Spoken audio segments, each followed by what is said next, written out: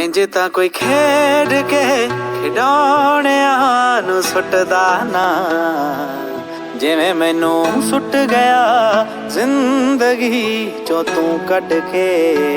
कभी मुझको साथ ले कर, कभी मेरे साथ चल के।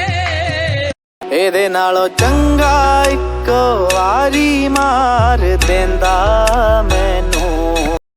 ਕਦੇ ਤਾਂ ਤੂੰ ਆਵੇਂਗਾ ਵੇ ਉਸੇ ਹੀ ਚੌਰਾਹੇ ਤੇ, ਕਿਉਂ ਕਰਦਾ ਹਲਾਲ ਪੋਟਾ ਪੋਟਾ ਇੰਜ ਵੱਢ ਕੇ। ਹੋਰ ਤਾਂ ਨਸ਼ੇ ਦੀਆਂ ਆਈਆਂ